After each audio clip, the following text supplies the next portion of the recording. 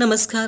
मालिकेचा आजचा भाग खूपच जबरदस्त असा होणार आहे. फायनली अद्वैत हा कलाला मानाने घरी घेऊन येणार आहे, तेही तिचा मान तिला परत देत. म्हणजे कलाही चांदेकरांच्या घरात येणार आहे.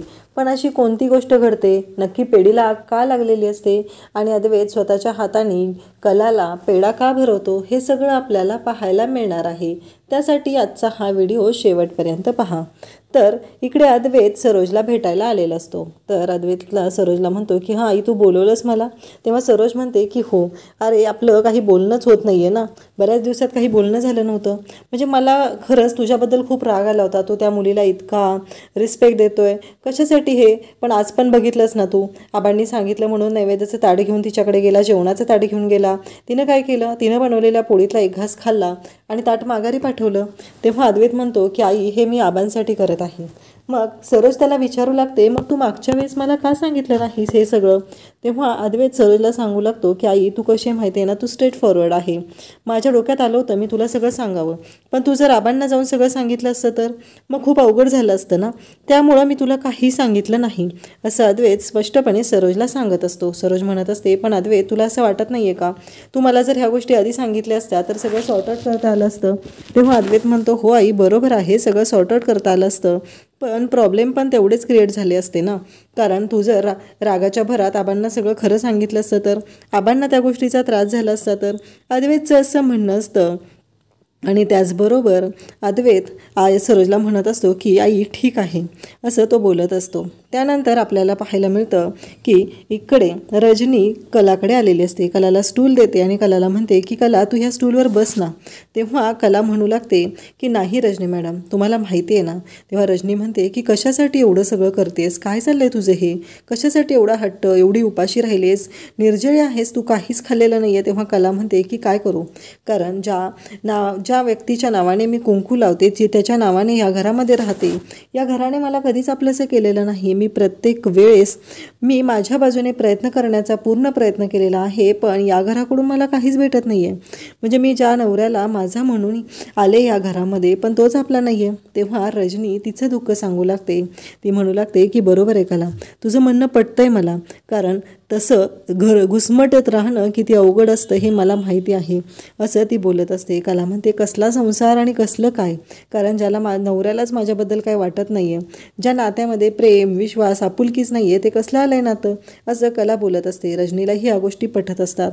कला म्हणते की माझ्या आईबाबांचा पण वाटेल तेव्हा कितीही अपमान केला जातो, त्यांच्याशी चुकीच्या पद्धतीनं बोललं जातं, पण मी चुकीची वागलेली नसताना पण माझ्यावरती घाणेरडे आरोप केले जातात, चुकीचे आरोप केले जातात, आणि तरीही मी शांतच राहायचं का, असं कला म्हणत असते. रजनी म्हणत असते, ठीक आहे, पण तू तुझ्या स्वतःला काय एवढा त्रास करून घेते, असं रजनीचं म्हणणं असतं. तेव्हा कला म्हणत असते, कसं आहे, माझा आत्मसन्मान आहे, मला चुकीच्या पद्धतीनं बोललं गेलेलं आहे, मला ही गोष्ट सहन होत नाही, कारण मला कधी अपेक्षाच नव्हती की माझ्या बाबतीत असं बोललं जाईल किंवा माझ्या बाबतीत असं केलं जाईल, कारण मला कधी वाटलंच नव्हतं माझ्यावर अशी वेळ येईल, असं कला बोलत असते. रजनी म्हणत असते, बरोबर आहे तुझं कला, पण तुझ्या जीवाला किती त्रास होतो आहे, तू कालपासून काही खाल्लेलं नाही आहे, पाणीही पिलेली नाही आहे, मग तुला किती त्रास होत आहे याचा विचार केला आहेस का?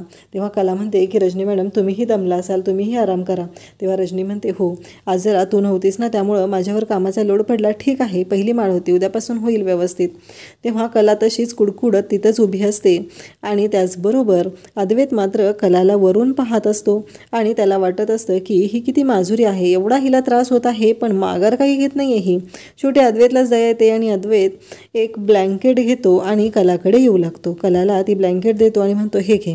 कला म्हणते की तुझ्या नजरेत पण किती माज आहे रे, तू किती माजाने भरलेला आहेस, तुला माणसांबद्दल कधीच आपुलकी जाणवत नाही, तू चुकीच्या पद्धतीनेच वागत असतो, असं कला अद्वैतला सांगत असते. अद्वैत म्हणत असतो की काय चाललंय तुझं हे, तुला घ्यायचं असेल तर घे, नाहीतर राहू दे, मी माणुसकी म्हणून तुझ्याकडे हे घेऊन आलेलो आहे आणि तुला जर ते घ्यायचंच नसेल तर मी काय करणार आहे, शेवटी तुझा प्रश्न आहे. एवढी थंडीने कुडकुडत आहे पण तरीही तुला जराही वाटत नाही की माघार घ्यावी आणि हा काय म्हणतोय ते ऐकावं. तेव्हा कला म्हणते की नाही, काहीही झालं तरी मी का ऐकू, कारण माझं चुकलेलंच नाही, मी माघार घेणारच नाही, असं कलाचं स्पष्ट म्हणणं असतं. त्यानंतर आपल्याला पाहायला मिळतं दुसऱ्या दिवशी सगळेजण बसलेले असतात, चहा घेत असतात आणि तेवढ्यात श्रीला फोन येतो आणि इकडे सगळेजण बोलत असतात. श्री फोन उचलतो आणि तो म्हणू लागतो की काय काय सांगताय तुम्ही, तेव्हा सगळ्यांना धक्का बसतो. अचानक असा फोन का आलेला आहे आणि हा एवढा का चिडचिड करतोय. तेव्हा श्री म्हणू लागतो की काय सांगताय तुम्ही, बरं मी आत्ताच्या आत्ता अपडेट घेतो, असं श्री बोलत असतो. आणि अचानक आबा विचारतात काय झालं. तेव्हा श्री सांगू लागतो की आपल्या सांगलीच्या शोरूमला आग लागलेली आहे. आणि त्यावेळेस अद्वैत त्याचबरोबर सरोज म्हणू लागतात की कसं शक्य आहे, कारण आपण सगळीकडे फायर एक्झिस्टंट बसवलेले आहेत आणि असं होणं शक्यच नाही, हे सगळं बोललं जात असतं. परंतु इकडे या सगळ्यांना असं वाटत असतं की नाही. त्यावेळेस श्री सांगतो की हो, जे खरं झालेलं आहे तेच मी सांगत आहे, कारण आपल्या सांगलीच्या शोरूमला आग लागलेली आहे आणि ती आग आटोक्यातच येत नाही. हे ऐकल्यानंतर सगळ्यांनाच धक्का बसतो. सगळेजण म्हणू लागतात की कसं शक्य आहे हे, कसं काय असं झालं, हा प्रश्न पडलेला असतो. आणि त्याच वेळी आपल्याला पाहायला मिळतं की आबा म्हणतात की आता काय. तेव्हा अद्वैत आणि श्री दोघंही निघालेले असतात. ते म्हणत असतात की आपण जाऊया आणि आत्ताच्या आत्ता बघूया ती आग आटोक्यात आणण्यासाठी काय करता येईल.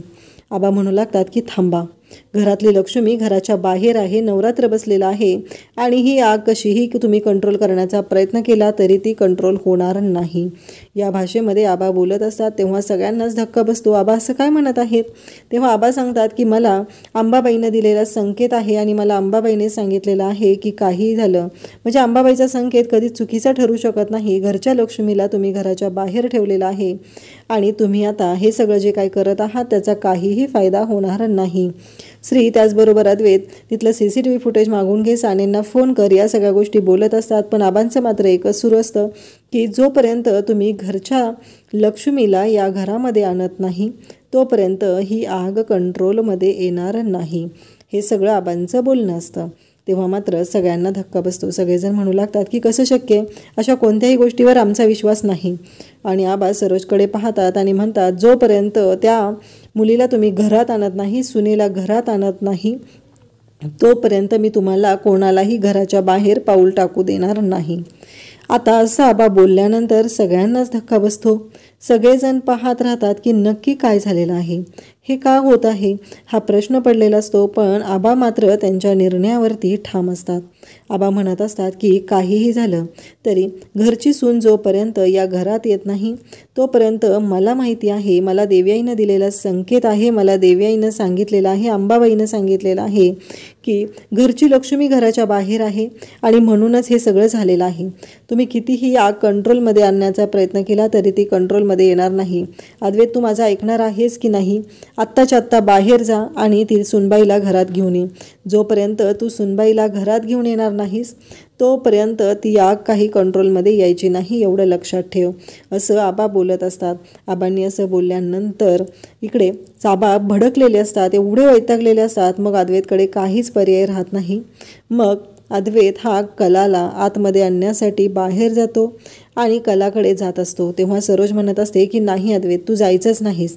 काही झालं तरी ह्या गोष्टींवरती माझा विश्वास नाही, त्यामुळं तू ह्या गोष्टी करायच्या नाहीस, असं अद्वैतला सरोज सांगत असते. परंतु आबा ठाम असतात. आबा त्यांच्या निर्णयावर ठाम असतात आणि आबा म्हणत असतात की नाही, कारण मी हे कदाचित मान्य करणार नाही. जे काय घडलेलं आहे ते मला माहिती आहे. जोपर्यंत तुम्ही घरच्या सुनेला घरामध्ये आणत नाही तोपर्यंत ही आग आटोक्यात येणार नाही. अद्वैत आता कलाला आणण्यासाठी बाहेर जातो आणि पाहतो तर काय, कला तिथे बेशुद्ध पडत असते. तिला चक्कर आलेली असते, ती बेशुद्ध पडायला लागलेली असते आणि अद्वैत तिला सावरतो.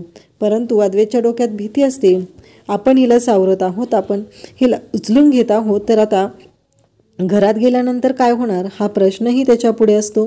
आणि त्याचबरोबर अद्वैत म्हणत असतो की नाही, आत्ता हिला घेऊन जाणं गरजेचं आहे. माझ्यासाठी आबांचा शब्द महत्त्वाचा आहे आणि मी खरेला घरी घेऊन जाणार आहे. आणि नेमकं अद्वैत कलाला उचलून घेऊन अक्षरशः घराच्या उंबरट्याच्या आत पाऊल टाकतो.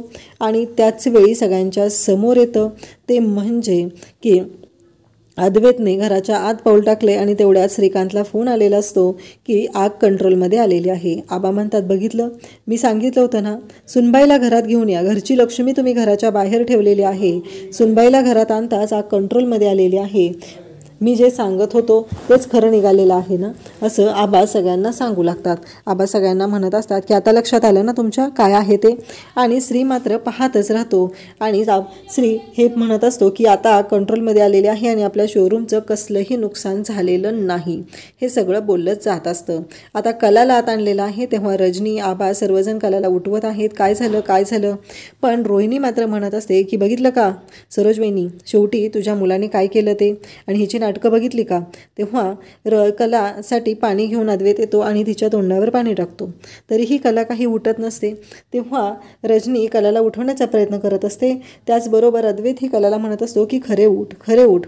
तेव्हा कला शुद्धीवरती येते आणि कला म्हणते की मी तर कशी आलेली आहे असं ती म्हणू लागते. तेव्हा सगळेजण म्हणतात की अगं थांब जरा, तुझ्या अंगामध्ये त्राण राहिलेले नाही आहेत, तुला विकनेस आलेला आहे, तू थांब इथे.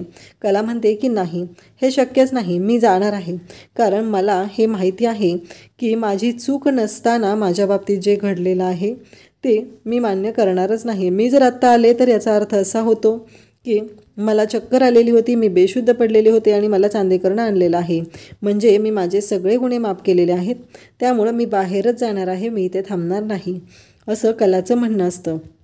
आणि कला स्पष्टपणे ते बोलून दाखवते आणि कला तशीच बाहेर निघून चाललेली असते. आबा त्याचबरोबर रजनी तिला थांबवण्याचा प्रयत्न करत असतात, पण कला काही ऐकत नसते. आणि त्याचबरोबर कलाचं स्पष्ट म्हणणं असतं की नाही, मी अजिबात ऐकणार नाही, असं म्हणत कला बाहेर निघून जाते. आणि रोहिणी मात्र आता सरोजचे कान भरायला सुरुवात करते. रोहिणी सरोजला म्हणू लागते, बघितलं का सरोज वहिनी, ही कशी नाटकं करत आहे ते. इकडे रजनी बाहेर आल्यावर कलाला म्हणत असते, अगं कला असं काय करतेस तू. कला म्हणते, मी जर आत्ता आत आले तर त्याचा अर्थ असा होणार आहे की मी बेशुद्ध अवस्थेत होते आणि मला चांदेकरनं घरात आणलेलं आहे, परंतु मला चांदेकरने घराच्या बाहेर काढलेलं होतं आणि जोपर्यंत तो मला मानाने घरात घेऊन जात नाही तोपर्यंत मी त्या घरामध्ये पाऊलही टाकणार नाही. या निर्णयावर मात्र कला ठाम असते. कला काही तिचा निर्णय बदलत नसते. कलाचं असं म्हणणं असतं की काहीही झालं तरी मी मात्र माझा निर्णय बदलणार नाही, कारण मला चांदेकरनं मी शुद्धीत असताना बाहेर काढलेलं होतं, तर त्याने मला शुद्धीत असताना आत घेऊन जावं, एवढं कलाचं साधं सोपं मत असतं. त्यानंतर आबा पण म्हणतात की अद्वैत ऐक माझं, तू चल सुनबाईला घेऊन घरात चल. इकडे रजनीच्या पुढे कला हात जोडते आणि म्हणते की नाही, जोपर्यंत माझा मान मिळत नाही, मी काही चूक केलेली नाही, तरीही माझ्यावर आरोप केलेले आहेत ते मी ऐकून घेणार नाही, मी इथे बाहेरच थांबणार आहे.